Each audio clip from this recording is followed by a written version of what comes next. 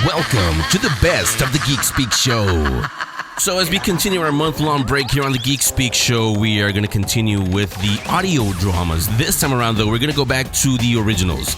We heard from the Leviathan Chronicles the past 2 weeks. Thanks again to Christoph Loputka and the staff over at LeviathanChronicles.com. You guys can all go out there and check it out if you haven't caught up to Season 2. Season 1 is on there. Season 2 is in the middle, I will say. And you can find out more about the Leviathan Chronicles on LeviathanChronicles.com. Just go over to our link section. It's all on there for you. For this week, though, we're going to jump in our DeLorean and go way back, specifically to May 8th, 1955, when on the NBC Radio Network, X-1 was on the air. X-1 was a weekly sci-fi series featuring works from pretty well-known writers and, at the time, some up-and-coming sci-fi writers. One of them was the late, great Ray Bradbury. So the story that I'm going to play for you guys this week is called Mars is Heaven from Ray Bradbury. We all have our idea of what heaven is. It could be the traditional wings and harps and clouds, but we don't really know what's up there. What if Mars is heaven, the planet Mars?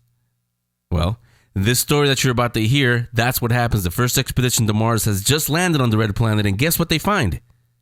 Planet Earth. Or what looks like Earth, at least.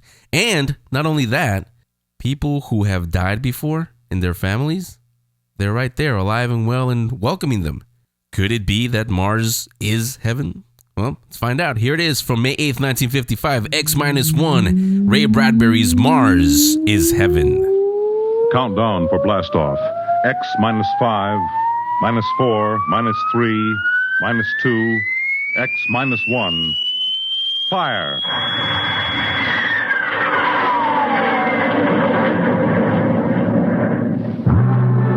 From the far horizons of the unknown come transcribed tales of new dimensions in time and space. These are stories of the future, adventures in which you'll live in 1,000,000 could-be years, on 1,000 maybe worlds. The National Broadcasting Company presents X minus 1.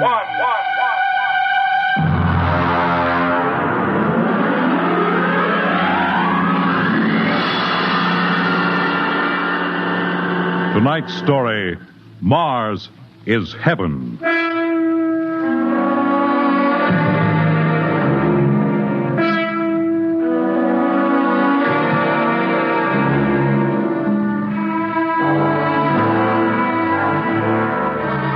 When the first space rocket lands on Mars, what will we find? Only the ruins of a dead and deserted planet? Or will there be life? Intelligent life in some strange form that we can only imagine? Will we be welcomed with open arms? Or will the Martians treat us as invaders? Only one thing is certain. Someday, a giant metal ship will take off from Earth to travel through the black velocities, the silent gulfs of space, to descend at last into the darkness of the upper Martian atmospheres. And on that day, man will finally know the answers. The day we first land on Mars.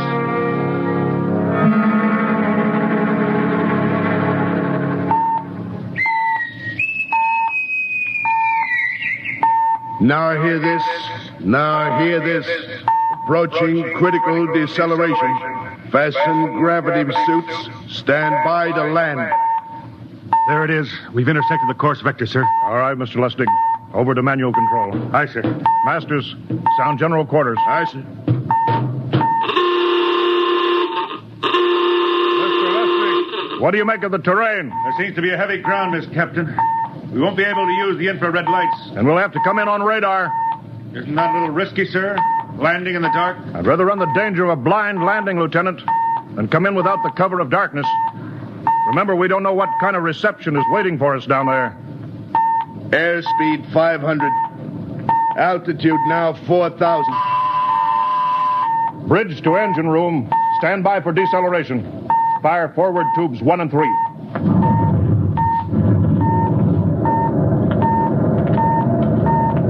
Steady as she goes, Mr. Lustig. As she goes, sir. Airspeed 100. Altitude 1,000. Radar indicates a level stretch dead ahead, sir. Skids down. Skids check. Altitude 500. 4. 350. 3. Up a point now. All right. Let's set her down.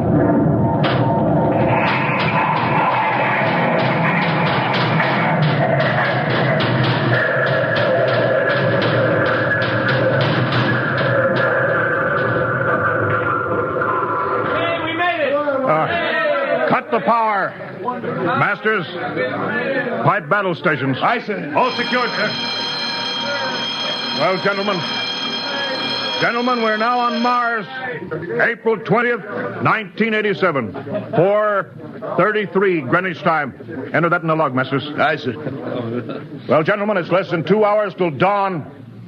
As soon as it's light, we'll send out a landing party. Masters, get me an all-over hookup.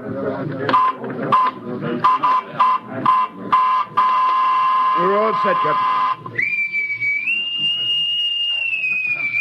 Now hear this. All right, men. The smoking lamp is lit. Well, we're on Mars. The first man shipped from Earth to land here. We don't know what we're going to find or what dangers we may face. We're 17 men on an alien world, and it's up to us whether we ever get home again. The next few hours should tell the story, and I want instant obedience to all commands. I'll court-martial the first man who doesn't jump to when he's ordered. And one other thing. We may be on Mars, but this is still a United States naval vessel. Officers will conduct a personal and weapons inspection in 1 hour. That's all. An inspection, Captain? Now? Mr. Lustig, we've got an hour and a half to sweat out before we find out what's outside that airlock. I'd rather have a man worried about his stripes than about what's waiting outside on Mars.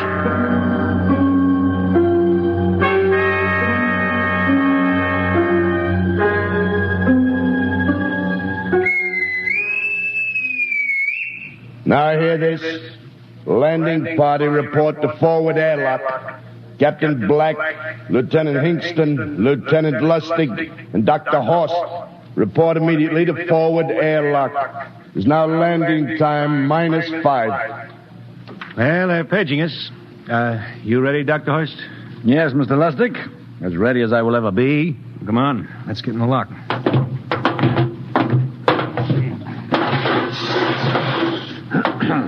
Hingston, Lustig, and Horst reporting in the airlock. Very well, sir. The captain will join you. 4 minutes to go. At least the captain would get here.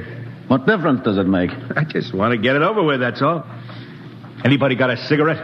Yeah, I think you're smoking too much, Lieutenant Lustig. Are you nervous? I offer you, Horst. Wondering what's hidden outside underneath that ground mist? I've been giving it some thought. It'll be very interesting to find out. A very unusual planet, Mars. Why? It has an atmosphere. A wonderful thing, an atmosphere. Where you find one, you find life. You mean Martians? What do you think they'll look like? Who knows? Intelligent life can take many forms. You mean they may have green skins and eyes on stalks or something? The comic book conception is possible, of course.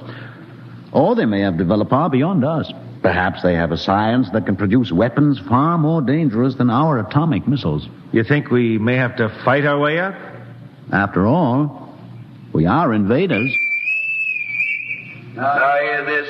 Landing time -2. All right. We heard this. You know what I'd like to find outside that airlock? Good old Illinois. Ever been there, Lustig? Only Chicago. Well, you ought to see my hometown. Green lawns, big white houses. Sounds like my hometown. My grandmother used to have one of those iron deer on the lawn. Every Halloween, we'd paint it another color. One time, we painted it black and white like a Holstein cow. Where does your family live, Dr. Horst? I have no family. When I was a child, they were gassed to death in the Dachau concentration camp. Tough. No, it has its advantages. I have no ties on Earth. Nothing to lose now. I imagine I'm the only one on board who is free to enjoy our present peculiar position. All right, Masters, you can button it up now. Aye, sir.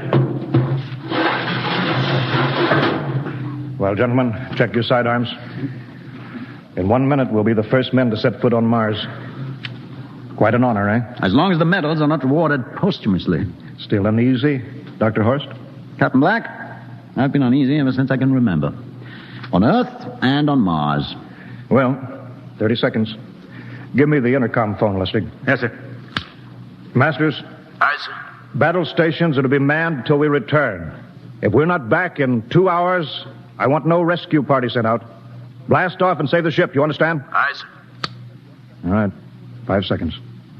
4, 3, 2, 1. Lustig, open the outer airlock. Aye, sir.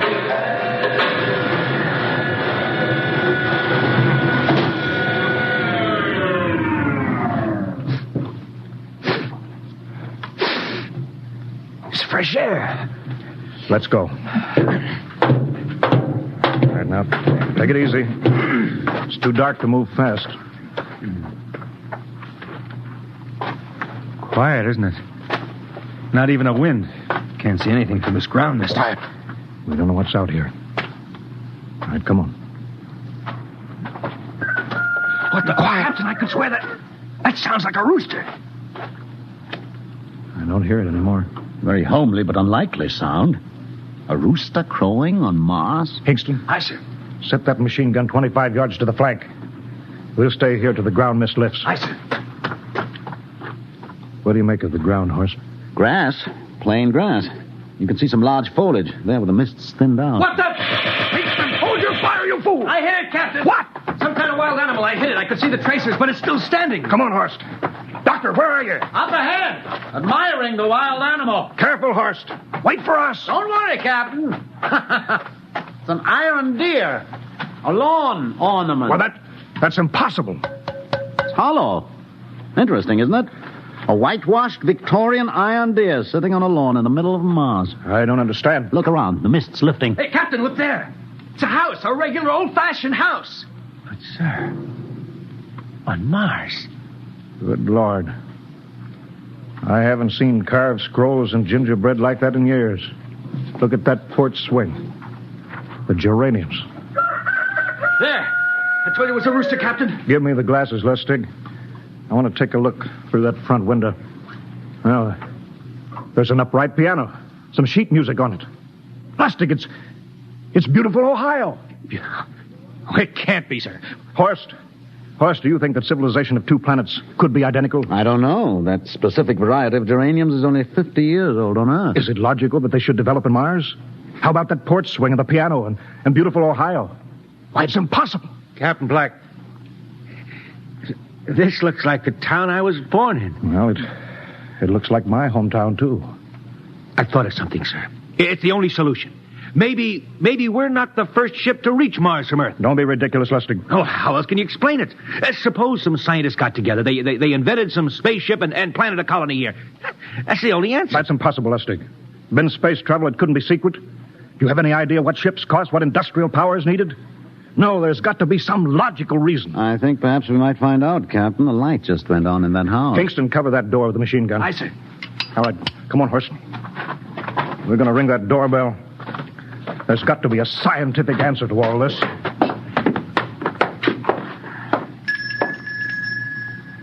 And there's something moving in there. Stand back, Horst. Give me a clear shot. Are you sure a bullet can stop a Martian? Steady now. Can I help you? If you're selling anything, it's much too early. No, wait just a minute. What town is this? What do you mean? Are you census takers? No. We're strangers here. We want to know how this town got here. Is this a game? No, it's not a game. We're from Earth. From where? From Earth. Do you mean out of the ground? Are you sure you're feeling well? Madam, we came in a flying ship across space.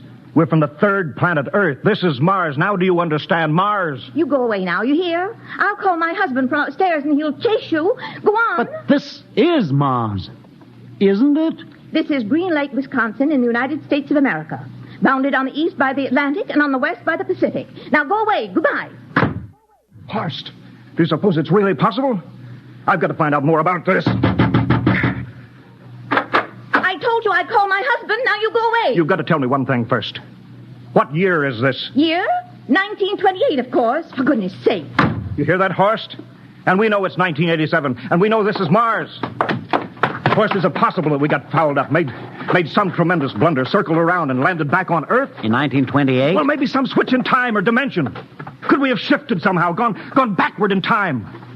Oh, Horst, this won't hold water. It's not logical. We checked every mile. We went past the moon, out into space. We're on Mars. Lustig out at point. Hingston in the rear. Keep that gun at half load. Aye, sir. Horst, there's got to be some cold, logical solution. Captain! What? That house down the street, the white one with the green shutters. Lustig, what's the matter? I never thought of... Thank God! Lustig, come back here! He's running for that house. That crazy fool, after him, quick! Lustig, stop! Come down off of that porch! Grandpa! Lustig, what the devil do you think you're doing? Albert! Grandma!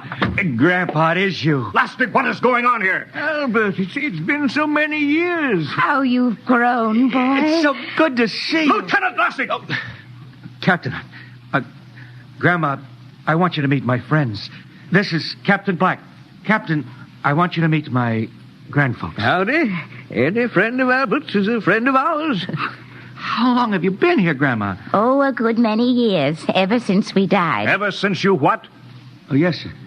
They've been dead 30 years. What? Oh, now, don't you trouble yourself. It's all right. We're alive again, that's all. Do you mean to tell me that Mars is heaven? Oh, nonsense, no. All we know is here we're alive again. And who are we to question God's infinite ways? Well, Lustig, we're going back to the ship. But, Captain, I want to talk to my grandpa. Lieutenant Lustig, I don't like any part of this. You'll come back with us if I have to club you and carry you. Aye, sir. Now, let's go. Heaven only knows what they've run up against back at the ship.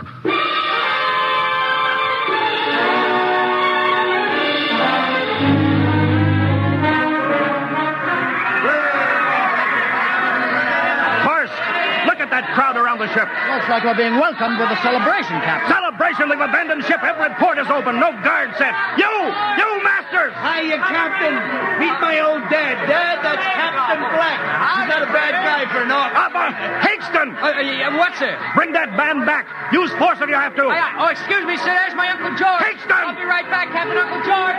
What the devil is going on here? Understand, sir? They've all found friends and relatives. They're all here. You're right, Captain. I've found it. The whole crew's out in the crowd. But I gave orders. Definite orders. You don't understand, Captain. I understand mutiny. I don't care how many relatives show up. I'll have discipline.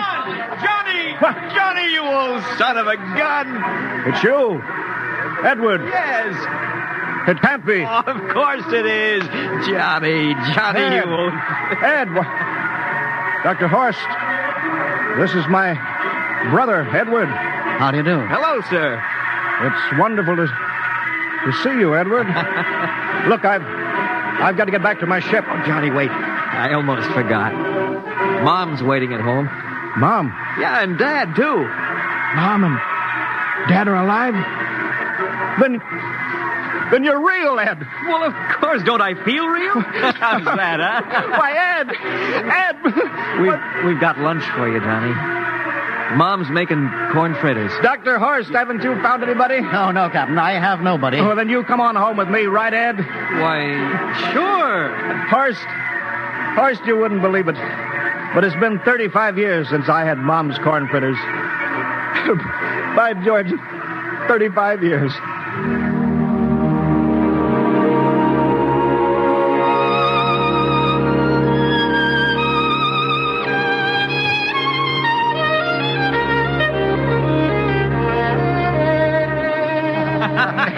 And there's plenty more in the kitchen, so don't hold back, Johnny.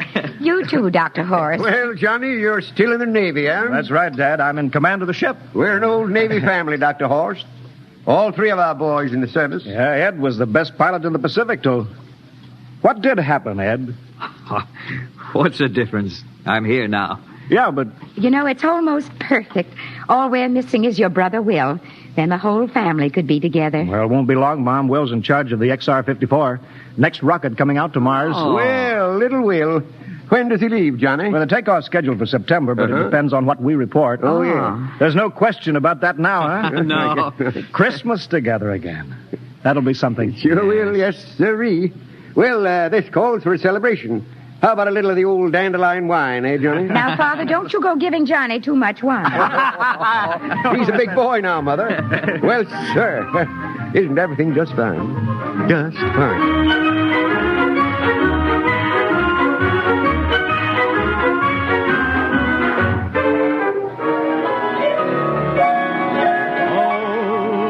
I'll be melancholy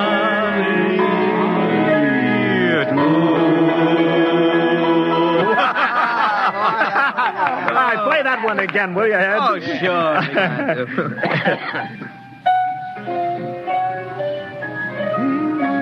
Well, Dr. Horst, what are you doing sitting over here alone? What do you think of my little family? Very nice. You know, I can't understand why you didn't find any folks here, Dr. Horst.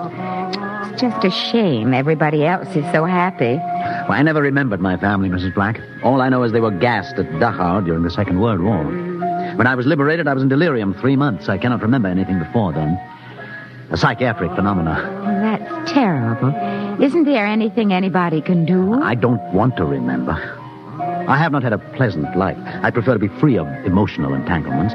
They interfere with a scientific approach. Oh, I'm sorry, Dr. Horst. Oh, I'll get it. That's our ring, long and 3 shorts. I remember that. Well, maybe we'd better call it a night. You must be getting tired, Johnny. I'd better be going back to the ship. Nonsense. You stay the night. We insist. I just couldn't rest thinking of you all alone on that ship. I'll be all right. Well, good night. Oh, wait a minute, Dr. Horst. That phone message was for you. Me? Yes, that's right. A message from Anna. Anna? I don't... Well, there, she must be an old friend. Isn't that nice? I don't... You sure it was for me? I don't remember any Anna. Well, she asked if you were better. Perhaps she's someone who knew you at Dachau. Anna? She said she's coming over here first thing in the morning. So you'll have to stay over. Yes, Well, but... that settles it then. You stay here, Horst. You can bunk with me in my old room. Yeah, but Johnny, we thought you'd like to be with Edward. So you could talk the way you used to. Well, we can't put Dr. Horst on the daybed. I think we'd better share the room tonight. Be plenty of time for talking, Ed. Yes, I guess so. I suppose I better drop back to the ship. You know, Ed, security check. What, why do you have to do that here? I don't know, Mom. There's no good reason, I guess. Well, suppose we skip it tonight, huh? Well, good night, everybody. Oh, it's good to have you home, Johnny. It's good to be home, Mom.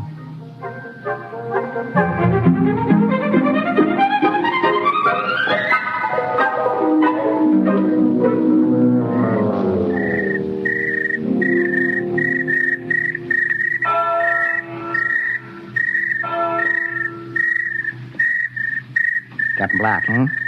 You asleep? No, I've been thinking about what we were expecting. Green-skinned Martians. All the time there was only Mom and Dad and Edward waiting. That's funny what tricks your imagination can play on you. Well, I guess Mars is heaven, Horst. You know, I've been thinking about Martians, too. Captain, just suppose there were Martians, and they saw us land, and suppose they thought of us as invaders. What would be the best weapon they could use against our atom bombs, huh? I don't see what you're getting at. They would want to disarm us first, huh? To wipe out all suspicion, to make us feel at home. Captain, suppose this house isn't real.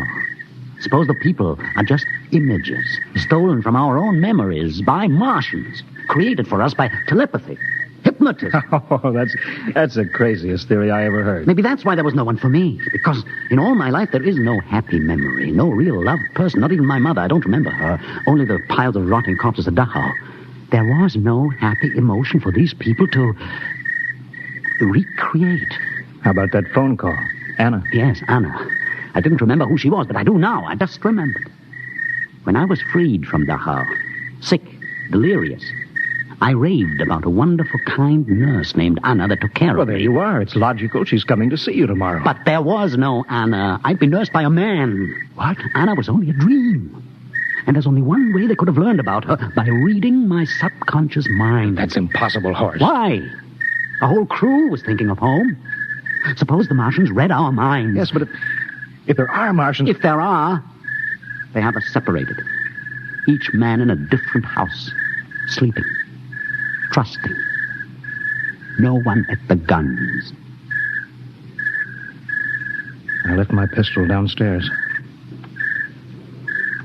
Do you think there's something to this, Horst? It's a perfect trap, Captain. Who would suspect his own mother, his grandparents? How easy. Just a knife in the heart of each sleeping man. That's impossible, Horst. But we've got to get back to the ship. Listen, the crickets have stopped. Come on. We don't know when they change back to whatever they really are. All right, careful.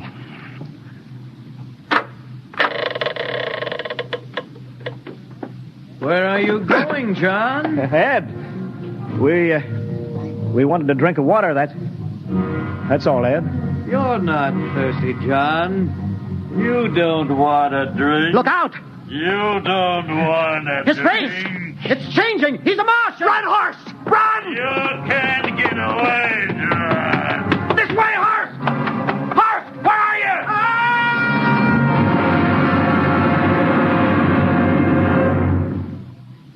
Hello? Hello? Can you hear me, Earth? This is Captain John Black, the XR-53 calling from Mars. I've locked myself in the ship, but they've crippled it. I can't take off or fire the guns, and they're coming for me now, the Martians. I'm all alone here. All the rest are dead. Hingston, Lustig, Dr. Horst. Poor Horst, he didn't even reach the door. Listen. They're trying to break through the hull. Edward and Mom and Dad and all the folks, but they're changing now. They're melting and changing back into...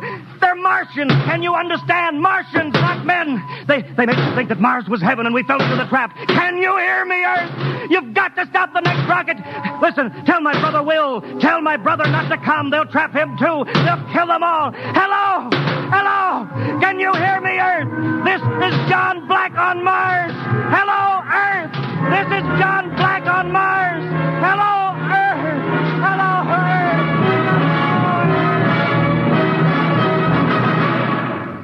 Tonight, X-1 has brought you the science fiction classic, Mars is Heaven, written by Ray Bradbury and adapted for radio by Ernest Kenoy.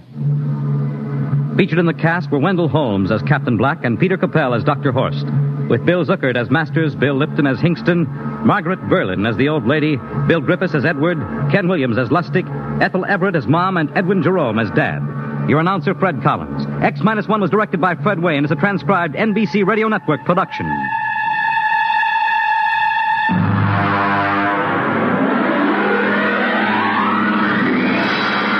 From May 8th, 1955, X-1, Mars is Heaven by the late, great Ray Bradbury. Mars is Heaven was donated courtesy of RadioEchoes.com. RadioEchoes.com is a website where you can find all kinds of old-time radio recordings.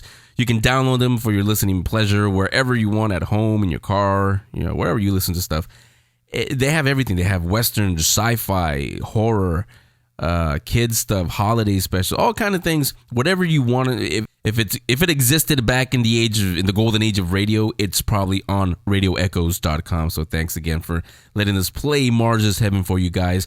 Next week from Radio Echoes it's also the last week of our month-long break. And from Radio Echoes, I will bring the pages of Marvel Comics to life. Well, not me, but there was a short-lived series back in 1975 called the Marvel Comics radio series, and it was just exactly that. It was pretty short. It was only about 12 or 13 episodes. It was all the Fantastic Four. Next week, we'll hear the Fantastic Four meet the Incredible Hulk. So be here next week for all the fun and excitement of the Fantastic Four face the Incredible Hulk.